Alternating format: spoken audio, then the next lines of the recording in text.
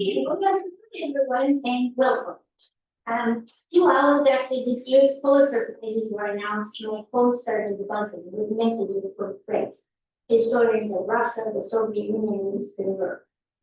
Just to be clear, I did not read the Pulitzer, but things happened. The mood among us was actually jubilant, almost as if we had all won. You do know what this means, one friend wrote me. Now you and I also have a shot at it. It was the first time anyone could remember that a historian of our part of the world had received this award. And it couldn't have gone to a more deserving book or more deserving historian.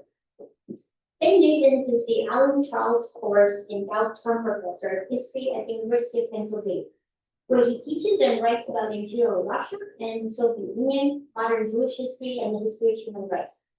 His first book, Beyond the Pale, The Jewish Encounter with Late Imperial Russia, won practically every major award in his field and was translated into Russian and Hebrew. His newest book, which is here to talk to us about, To the Success of Our Hopeless Cause, The Many Lives of the Soviet Dissident Movement, tells the story of descent from Stalin's death to the end of the USSR.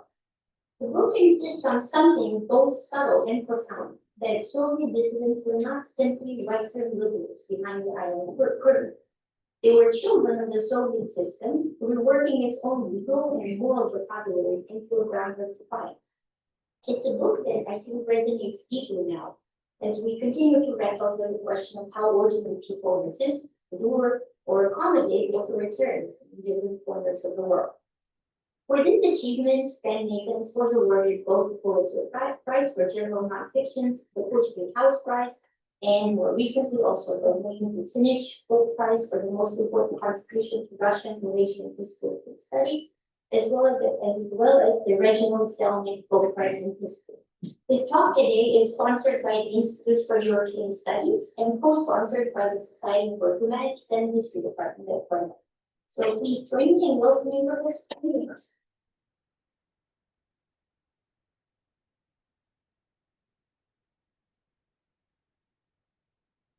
Thanks, everybody. I appreciate your coming. Some of you through the rain.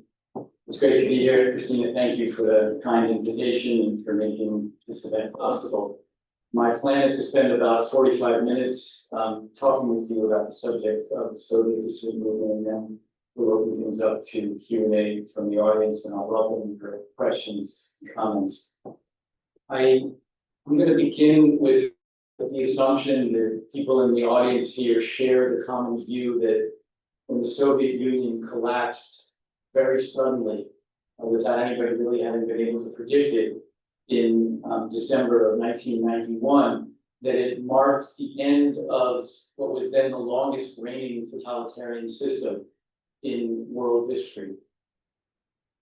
And I'm going to question that assumption and try to persuade you that the exit from totalitarianism did not happen suddenly, that it was actually a long, drawn-out process of extraordinary interest, how societies extricate themselves from a legacy like the one that Stalin left, and that the cutting edge, the spearhead of that process was, in fact, this small band, highly improbable band of Soviet citizens who came to be known to the world as the dissident movement, or the democratic movement in the Soviet Union.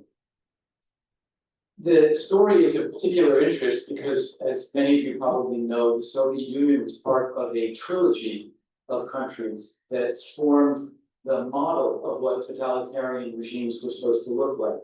This was in a set of theories developed by very prominent political philosophers, primarily among them Hannah Arendt, in the mid-century during and after the Second World War. And the argument was that Mussolini's Italy, Hitler's Germany, and Stalin's Soviet Union all belonged typologically to the same kind of new, characteristically 20th century regime.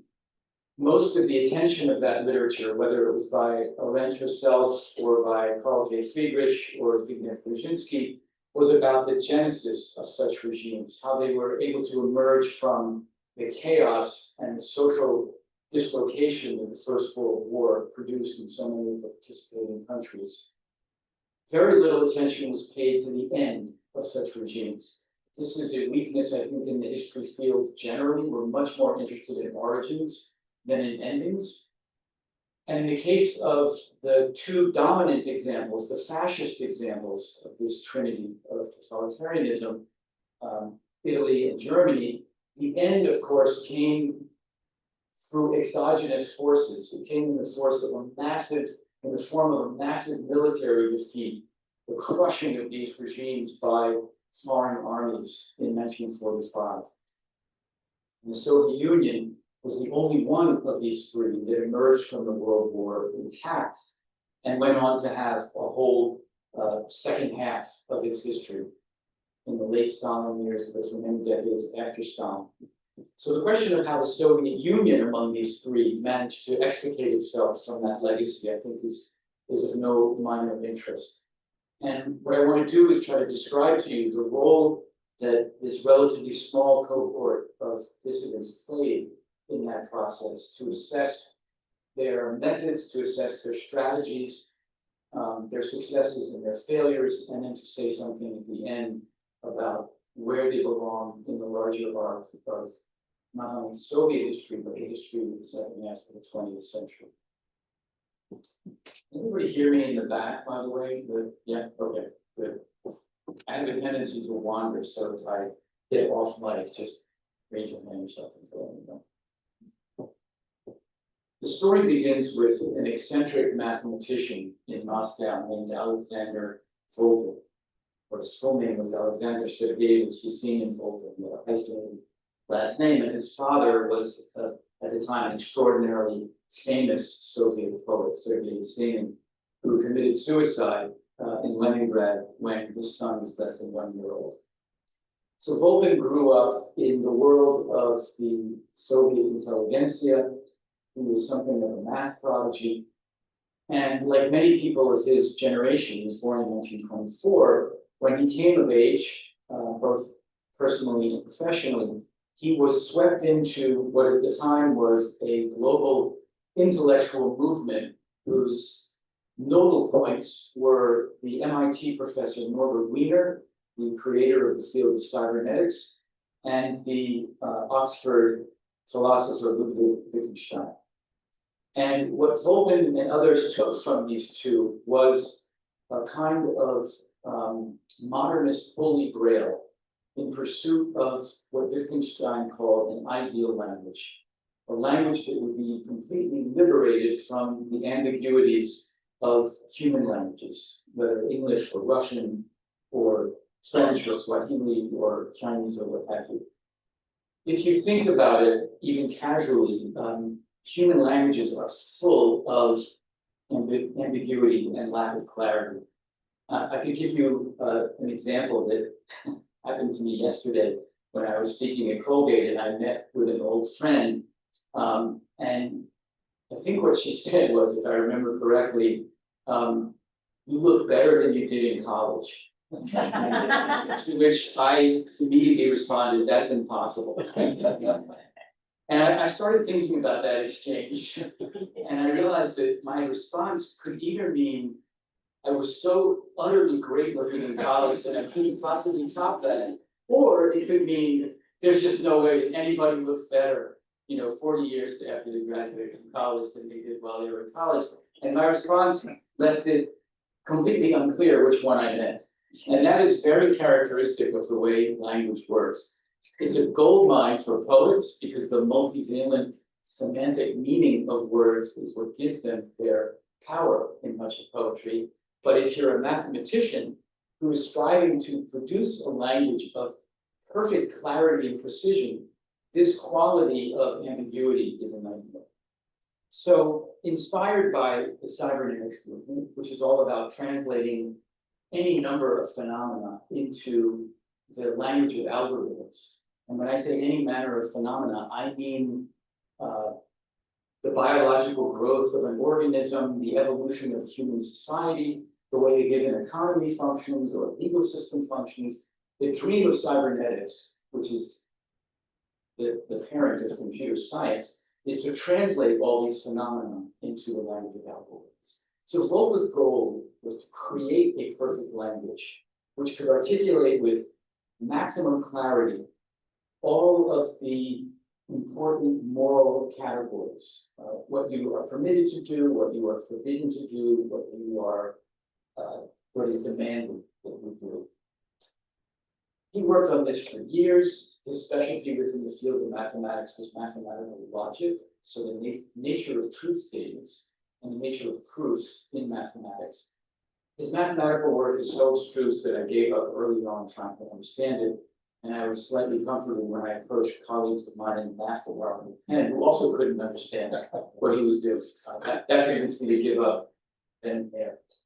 So he works on this for several years, doesn't make a lot of headway, and then something happens biographically that alters his view of the whole problem. And that is that he is caught reading some of his attempts at poetry. I would call them more in the neighborhood of doggerel. Not very good poetry, but poetry that in one way or another made light of Stalin and some of Stalin's policies in the late 1940s. He did this when he was a junior faculty member at the University of Chernihiv. Talking about it with Christina over lunch. So one of his so-called friends who was listening was evidently a KGB informer, reported the content of Volkan's doggerel to the local KGB branch, and before anybody knew what was happening, Volkan was arrested. Because his father was so famous, it was thought by the powers that be that it wouldn't look good to put the son of the great peasant poet Sergei Yesenin trial. And so as a backup, they just threw him into a psychiatric facility for an indefinite period of confinement. Nobody knew, 1 year, 5 years, 10 years, who knew anything. It was a very harrowing experience. He was surrounded by people who were seriously mentally ill, including people who were criminally mentally ill, who had committed serious crimes. Following a 6-month stint in this psychiatric prison, he was transferred to internal exile in the Central Asian city in Kazakhstan, known as Karaganda, where he lived out the remaining years of Stalin's rule. And while he was in exile, Volkan, who felt himself to be in a state of kind of legal limbo, began reading up in some of the relevant texts of the Soviet legal system. He obtained in the library of Karaganda a copy of the Soviet Constitution, the one that has been ratified in 1936 on the eve of some of the greatest mass terror campaigns that Stalin had unleashed at the height of his power. He also obtained copies of the Soviet Code of Criminal Procedure. And what he found there astounded him. What he found in the Constitution were a series of quite robust civil liberties, guarantees of freedom of speech, freedom of assembly, freedom of the press. It's true that they were all bracketed within a goal of building and promoting the construction of a socialist society, but nonetheless, within that context, the language of civil liberties was quite strong. The guarantees were quite strong. And similarly, in the Code of Criminal Procedure, he found a whole scaffolding of checks and balances, of rules of evidence, of the right to a defense attorney, and many other things that he had known nothing about before. The combination of discovering that kind of language already embedded in Soviet legal documents and the frustration at his ongoing failure to produce a truly comprehensive ideal language along the lines of the cybernetician's dream led him to view Soviet law as a kind of next best thing. He found a legal system that, at least in theory, on paper, was trying to articulate as clearly as possible what was permitted, what was forbidden, and what was commanded. Those three main moral categories within the field of ethics. And so he decided that rather than trying to invent a new language, he would try to adopt or adapt Soviet law. And the question was simply, when would a legal case arise that would allow him to apply these legal ideas to a real world instance? And that case came along in 1965. So this is just over a decade after Stalin's death. Stalin died in March of 1953, and after some back and forth, there being no clear rules about secession at the apex of the political system, You could say the same thing about the Russian Federation today. There are no laws governing who succeeds Putin, one of the most remarkable qualities of the system. After some back and forth, as you know, Stalin's successor emerges in the form of Nikita Khrushchev. And Khrushchev presides over a thaw, which raises all kinds of hopes and expectations among especially the intelligentsia of the Soviet Union, that there will be a loosening of Stalinist strictures, that there will be a kind of liberalization of the system. Some of that, in fact, happened, but in October of 1964, Khrushchev was yanked from power. It was claimed that it was for health reasons, but everybody understood that it was because Khrushchev's policies, both domestic and foreign, were highly erratic, and people were tired of all this exile. So when a pair of Soviet writers were arrested in September of 1965, just a year, barely a year after Khrushchev had been deposed, a kind of shudder went through Soviet society. It had been a long time since fiction writers had been arrested, and it raised the specter of a possible return to a more Stalinist system, which intellectuals could be seized at will and subject to show trials that would make them moral examples of treasonous behavior in order to intimidate a much larger group of people. And Volpin decided that this was the time to strike.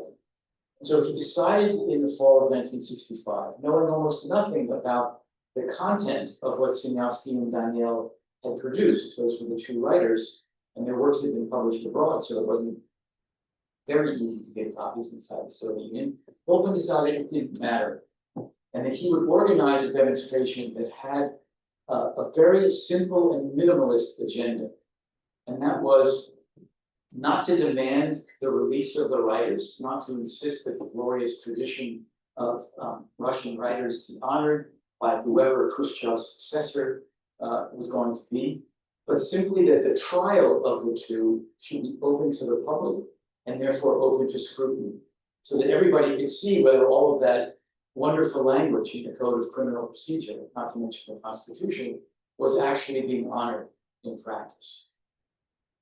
So he organizes something that he chooses to call the Transparency Meeting.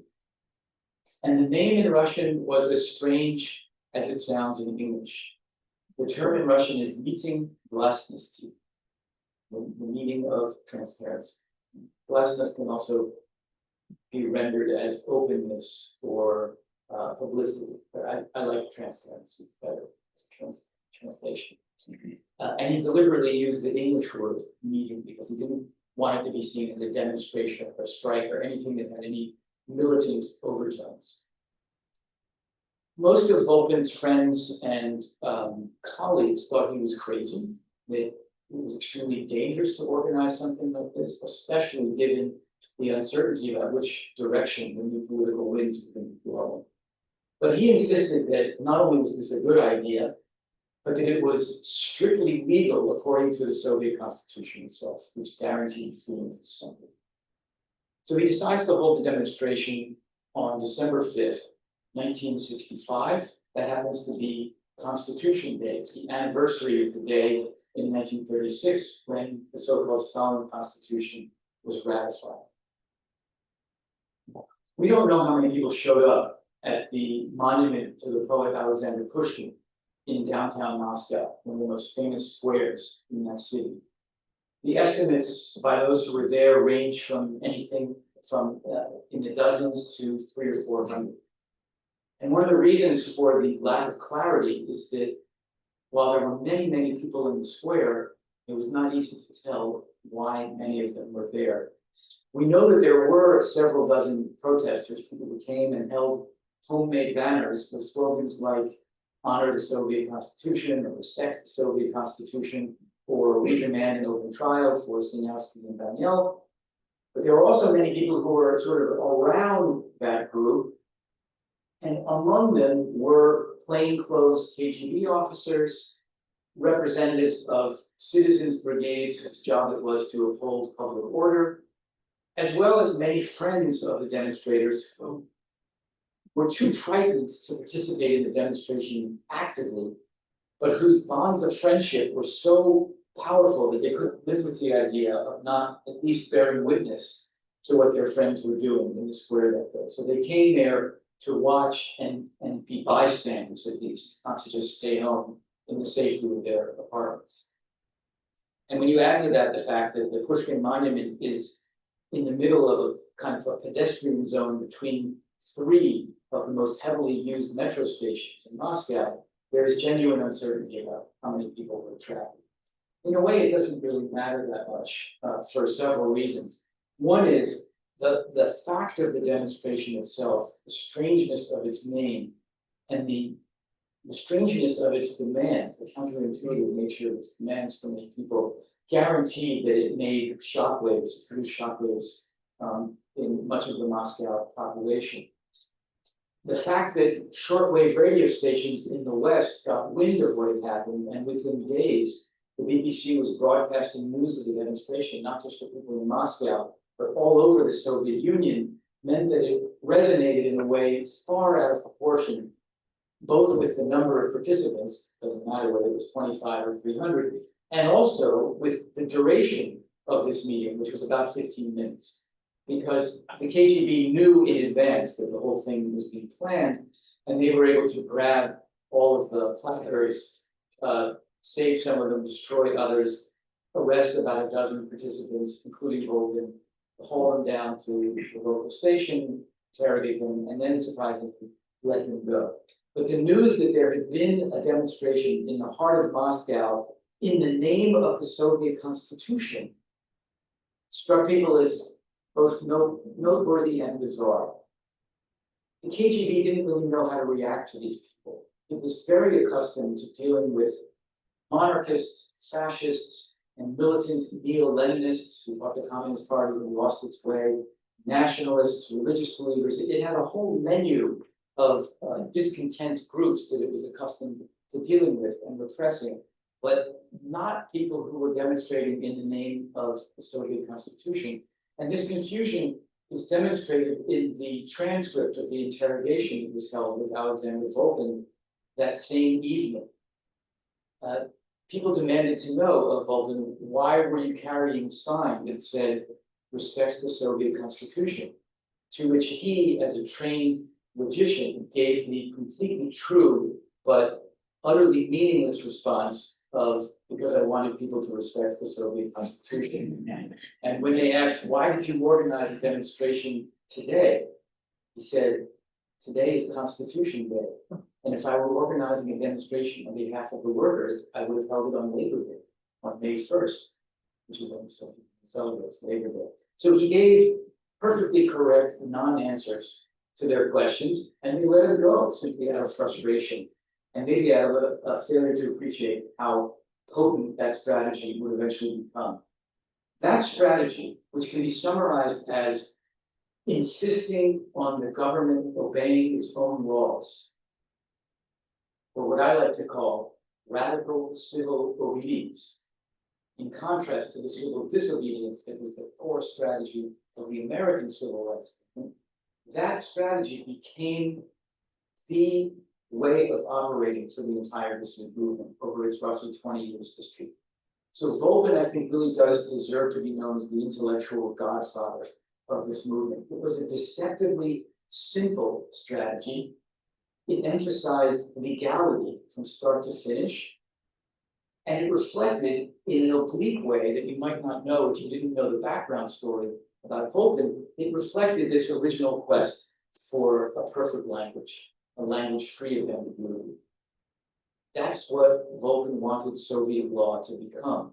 And the idea would be that he and his fellow protesters would, as we say, perform legality in their demonstrations and their other behavior in the hopes of creating a kind of iconic example that would then put pressure on the state to do the same. So the demonstration was held. It lasted 15 minutes. It didn't really produce any tangible results. The trial was held as planned in February of 1966. It lasted about 3 days. And to no one's surprise, Siniavsky and Daniel were found guilty of anti-Soviet agitation propaganda, even though, and this is something that their defense attorney pointed out, The two of them pleaded not guilty, which was itself rather sensational. But as their defense attorney pointed out, there was no law on the Soviet books that forbade anyone from publishing their work abroad. Work that was published abroad was not subject to Soviet censorship laws, therefore its content should be irrelevant. And furthermore, there was no law banning people from publishing work under pseudonyms, which is what the two of them had done. And that had bought them a good deal of time, almost a decade, escaping arrest, because the KGB, despite its best efforts, really struggled to connect the pseudonyms to the people who turned out to be the actual authors. That's a whole other detective story that I won't bore you with now.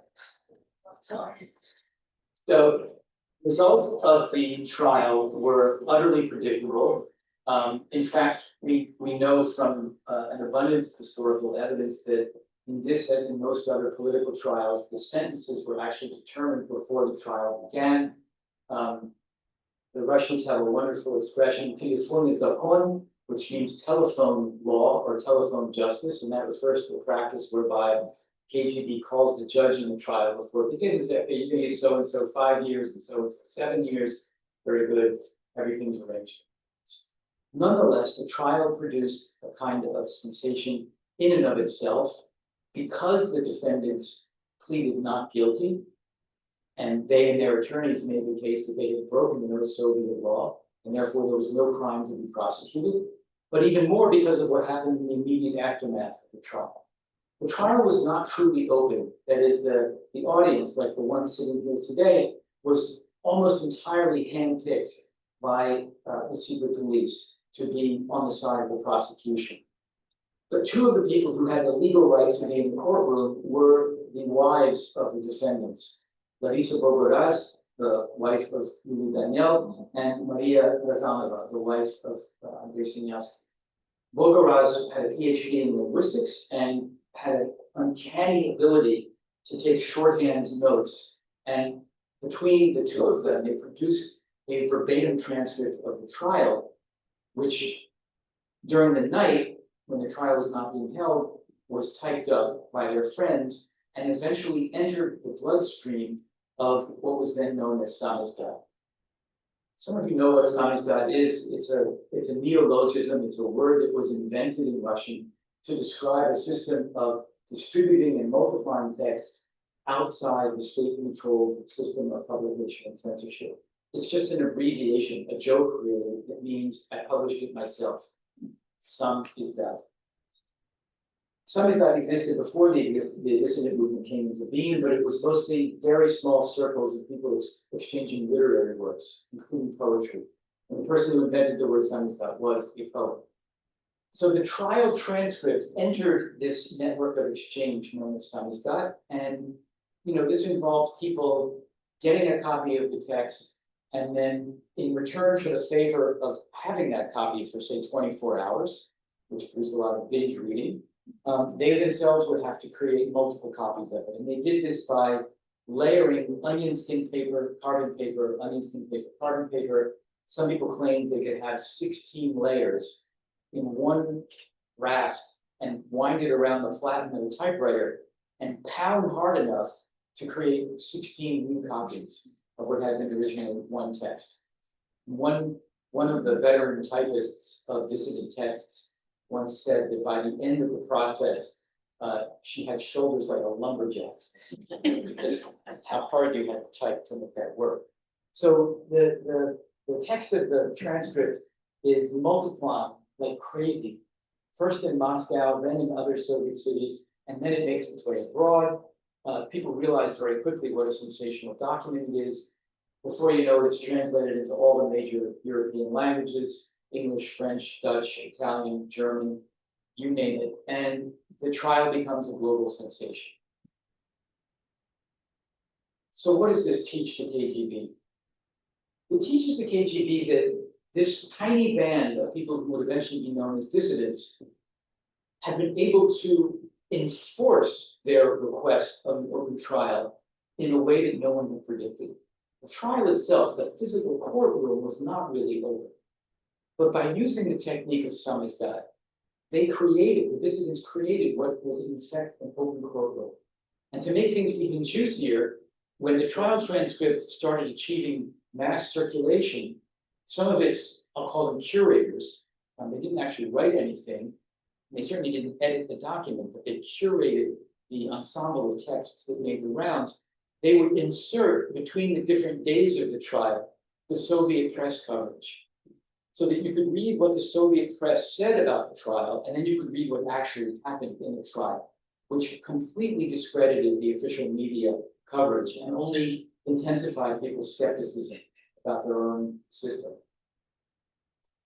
So in effect, the trial was made open and on a scale that nobody could have anticipated before it happened. This event itself is commonly regarded, and I endorse this 100% in my own book. This is the birthday, this is the birth moment of the dissident movement. Because it's not just that one trial, it triggers what I call a chain reaction of trials, protests, underground transcripts that lasts for a full 3 years. And it really is a kind of metastasizing of this process. So the people who curated the transcript were caught and arrested and put on trial. And there were protests that they too had done nothing illegal. And there were arrests of the protesters and more trials and more transcripts were created. So what begins as one trial of 2 writers balloons into almost a dozen trials over the course of those 3 years. And not just in the Russian Republic, but also in the Ukrainian Soviet Socialist Republic, the second largest republic in the Soviet Union. So this thing is spreading across Republican lines like a brush fire. In fact, some of the earliest trials were actually in Ukraine before the Daniel trial, but they didn't get the kind of media coverage or samizdat transcripts, which is why they're not as well known. The chain reaction is the first phase of this movement's history. The subtitle of my book is The Many Lives of the Soviet Dissident Movement. And it's a play on words. The first meaning of that subtitle is that the movement had multiple lives, which means it had also multiple near-death experiences between those lives. And it had to reinvent itself and reformat itself in order to have these multiple lives, starting in '65 and extending to the early 1980s. What happens in 1968 is that while the process of protests and transcripts and open letters and petitions and all kinds of forms of popular activism, all aimed at getting the state to obey its own laws. In other words, not to topple the Soviet state, not to replace the leadership, not to change the legal system, and by the way, not to alter socialism in any way. That was not part of the dissident agenda, but simply to pursue the rule of law on the level of state behavior. That reached its maximum extent in 1968. And what brought it to an end was the panic induced in the Kremlin by not just the Soviet dissident movement, but the Prague Spring, which began to unfold in late 1967 and sort of reached its high point in the spring and summer of 1968. After a lot of back and forth, I won't bore you with details, Leonid Brezhnev, the ultimate successor of Nikita Khrushchev, decides to send in Soviet tanks and to crush the Prague Spring with force. And everybody recognizes that the agenda of the Prague Spring was remarkably similar to what the dissident movement was demanding inside the Soviet Union. In fact, there had been talk of a Moscow Spring and some Soviet equivalent of an Alexander Dubček, the party figure who presided over the reform movement in Czechoslovakia. Probably the most famous demonstration of all of the various demonstrations that were part of this chain reaction unleashed by the Daniel trial happened in August of 1968. So Soviet tanks rolled across the border into Czechoslovakia on August 21st, and on August 25th, 8 dissidents, 3 women and 5 men, decided to stage a protest in Red Square, holding up banners with memorable slogans like "For your freedom and ours," addressed to their comrades in Czechoslovakia. Another one of the banners was "Hands off the Czechoslovak Soviet Socialist government." all of these were preserved because they were seized by the KGB at the time of the demonstration. All of the demonstrators were arrested. They too were tried and in many cases sentenced to anywhere between 5 and 7 years of either imprisonment or banishment, internal exile. One of the demonstrators who had been beaten up so badly, his 4 front teeth were knocked out, was decided that that wouldn't be a good look to put that person on trial, given that the charges against them were for disrupting public order. But they looked like the disruptees more than the disruptors. He was sent to a psychiatric facility in Leningrad and given antipsychotic drugs over the course of 3 years, which produced two suicide attempts before he was eventually released from the country. Another one of the protesters, Natalia Ivanevskaya, who was a poet, was also, because she was a nursing mother, it was decided that wouldn't be a good look either for a trial, and she too was sent to a psychiatric facility before eventually being released. Both she and the other inmate in a psychiatric prison, Victor Feinberg, were eventually ended up moving to Paris, where they lived out the rest of their lives. They're no longer alive. So, with the crushing not only of the Prague Spring, but of that demonstration and a host of other techniques, the KGB was able to put an end to the chain reaction. In the short term, it looked as if, and I think this is accurate, the KGB had decided on a retreat from using the Soviet legal system to prosecute this movement. Initially, I think it's fair to say, this was an intelligence organization that itself was trying to extricate itself from the legacy of Stalinism. As strange as that may sound, the KGB really wanted to become a professional intelligence service, known for something other than presiding over a network of dungeons in prisons across Moscow and other cities where people would regularly be tortured and executed either before being put on trial or after a farcical 3-day trial behind closed doors with no credible consideration of the evidence. KGB wanted to become known as a professional intelligence organization, and it thought it could use the Soviet legal system to do that.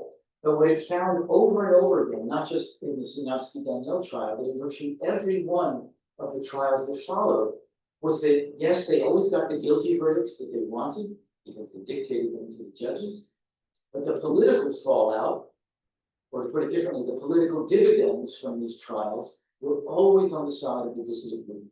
It turned unknown individuals into martyrs, and in a few cases, into globally famous martyrs. Some of these trials became headline news in newspapers all over the West, and in some cases well beyond the West. So the legality game was not working for the KGB. And the technique that it used above all others to put an end to the chain reaction was to resort to extrajudicial punishments, which meant that if you signed a petition and you put not only your name, but as many people did their addresses, and in a few cases even their phone numbers, as if to say, we have nothing to hide. What we're doing is completely legal according to the Soviet judicial system. If you were one of the people who were signing these public letters and petitions, and by my count there were over 1,000 by 1968, the KGB would simply approach you and say, your career is over, or we're going to cut your salary in half, or if you're a graduate student, you're out of the program, you can't defend your dissertation, or if you were a little further on in years, your children should not bother to apply to university because they don't get in. We'll make sure they don't get in. And in extreme cases, you can either leave the country in 3 days or find yourself in prison. We will give you those 2 options. All of these forms of extrajudicial punishment that were not subject to any oversight by any judge or lawyer. So in the short run, the movement was not really producing a more law-abiding state. And to react to this evolution of state strategy against the movement itself, the dissidents, or at least those who had not been arrested by them, had to reinvent themselves. And what they did over the next few years, between roughly 1968 and 1973, was to adopt a series of tactics that they gleaned at great distance and with only very imperfect information from the West. And that was they started founding NGOs. They didn't call them that, of course. That concept did not exist in the Russian lexicon, and it didn't really make sense legally in the Soviet setting because the Communist Party had a de facto monopoly on public life. Couldn't just found an organization on their own. But functionally, what they did was retreat from the strategy of building a social movement into a strategy of founding NGOs, small groups that allowed for high degrees of trust among people who knew each other very intimately and who could come up with creative strategies to pursue the same goals of promoting the rule of law. Watching the dissidents study organizations like Amnesty International or the International League for the Rights of Man, the Amnesty's headquarters in London, the International League's headquarters in Strasbourg in France, watching them watch those organizations and see certain things and not see others was for me a fantastic exercise in intellectual history. Because what I saw unfolding were kind of two vectors at the same time converging in these organizations. The one vector is an unspoken, and I'm convinced, basically unrealized transition from invoking Soviet civil rights to international human rights. The dissident movement was composed mostly of people from the STEM fields, physicists, mathematicians. There were a sprinkling of humanists in there as well. One thing that there weren't were lawyers. They were all jailhouse lawyers, amateurs when it came to the law. And they didn't appreciate, I think, the profound implications of trying to leverage international human rights norms as opposed to civil rights norms. All they knew was that their repeated appeals to the Soviet Constitution had not gotten them any traction. That's putting it generously. They actually never got a single written response to any of the hundreds of open letters and petitions they had addressed to every imaginable unit of the Soviet government. As Solzhenitsyn, the great writer, memorably put it, it was like shooting spitballs at a wall. It just bounced off and fell to the ground. Whereas when they started invoking international human rights norms, all of a sudden, magically, they had not just an audience, but a highly receptive audience, namely the Soviet Union's Cold War enemies, who were delighted to learn that there were people inside the Soviet Union who seemed to be speaking the same language as people in the West.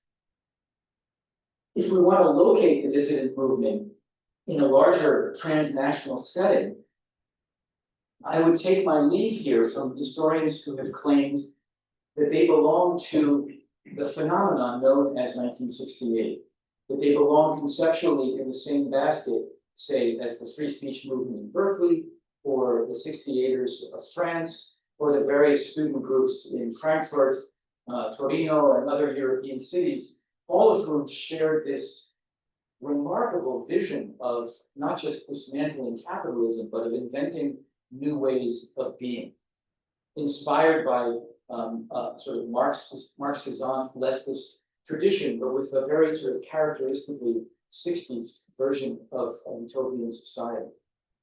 I've always found that the problem with that analogy is that it just doesn't work on so many levels. It doesn't work on the demographic level.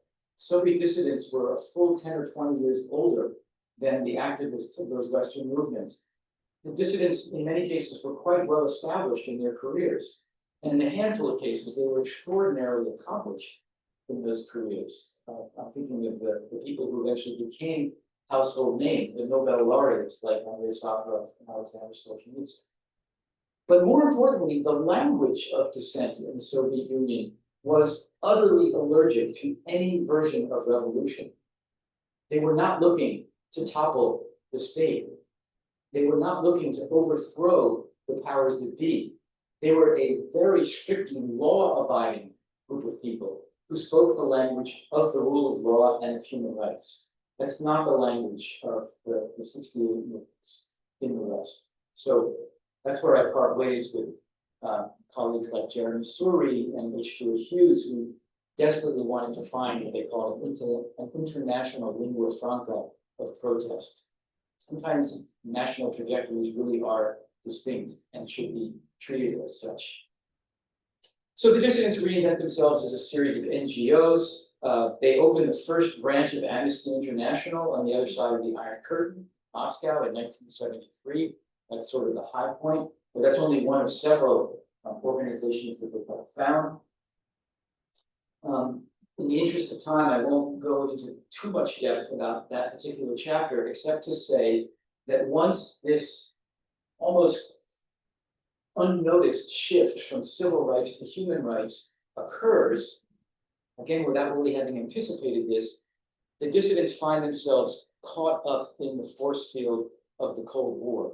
Now, all of a sudden, they're invoking documents like the Universal Declaration of Human Rights or the various covenants signed under the auspices of the UN in 1966, documents that create mutual obligations between the Soviet bloc on the one hand and the capitalist democratic countries in the West on the other.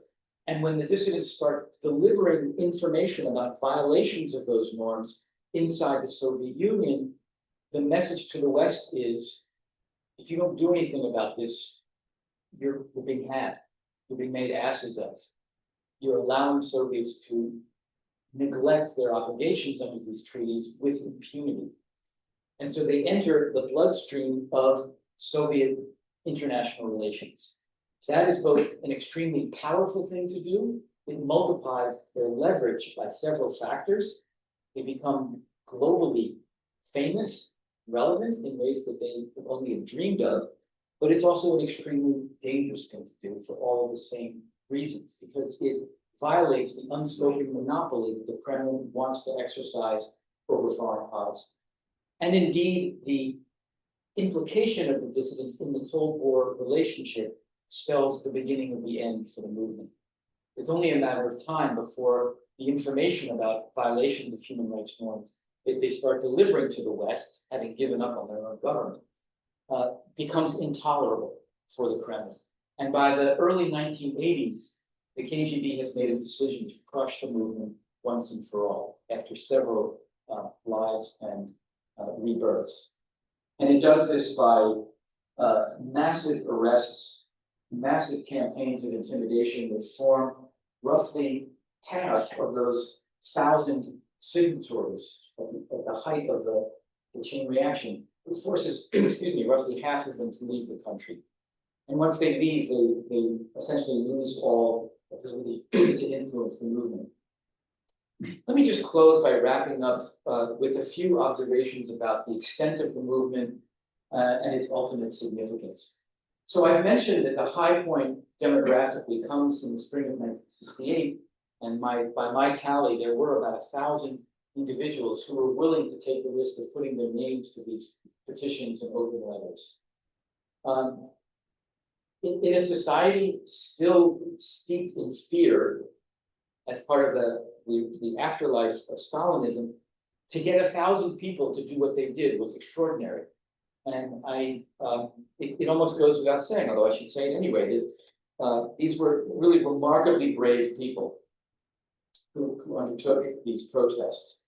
On the other hand, 1,000 people in a population of roughly 250 million, which is what the Soviet census 1970 showed, is a tiny drop in a rather large ocean. And the movement always remained tiny, minuscule, as a proportion of the society that it came from. But if we expand our definition of who participated or what it meant to participate in this phenomenon to include people who were plugged into the networks of samizdat, either as creators or distributors or multipliers or consumers of the many, many thousands, tens of thousands of samizdat texts that circulated around this country, then we're talking about over 25,000. And I feel confident in putting a number to it because some truly excellent research was done on samizdat networks. And I'm delighted to tell you that I didn't do it. I found it. The KGB did it. No organization in the world was more interested in what was going on in this movement in the KGB. And in their attempt to uncover and eventually destroy the most famous of the underground dissident periodicals, the so-called Chronicle of Current Events, they undertook a 2-year research campaign whose result was to prove that in any decent-sized town or city across the entire breadth of the Soviet Union, and remember, the Soviet Union is 6,000 miles wide, 3,000 miles high. We have 4 time zones in the continental United States, right? East Coast, Midwest, Mountain Time, Pacific Time. In the Soviet Union, there are 11 time zones. So, as my students like to say, this was a ginormous country. And what the KGB found was you could get samizdat, if you knew the right people, you could get samizdat all across those 11 time zones. Anywhere between Moscow in the west and Vladivostok on the coast of the Pacific Ocean. And it tallied the number of people that it found participating in this network, and it said at least 25,000. So now we're dealing with a much larger circle. We're going to build out in a series of concentric circles, 1,000 core activists, somewhere north of 25,000 textual participants in the movement. And then beyond that, a third concentric circle consisting of people who didn't read samizdat, but listened to it. And this is where the Western shortwave radio broadcasts, the BBC, the Voice of America, Radio Liberty, Radio Free Europe, the Deutsche Welle, Kol Israel, all of these shortwave radio broadcasts managed to create what we would now call audiobooks out of the samizdat texts that made their way out of the Soviet Union and broadcast them back, not just in Russian, but in many of the major languages of the Soviet Union. Here, I don't have firm numbers to share with you, but the anecdotal evidence is overwhelming that there was massive listening on shortwave radios to these broadcasts, and therefore to the content of what the dissident movement was trying to accomplish. I would guess that somewhere between 10 and 20 million Soviet citizens were regular listeners, especially retired people who had a lot of free time on their hands to listen to these broadcasts. So it all depends on how you measure or define participation in this movement. The core group was microscopic compared to the population at large, but the people touched by this phenomenon represent a much larger proportion of the Soviet population. Which brings me to my final thought. I opened my remarks by talking about the optical illusion that totalitarianism in the Soviet Union collapsed suddenly like a house of cards.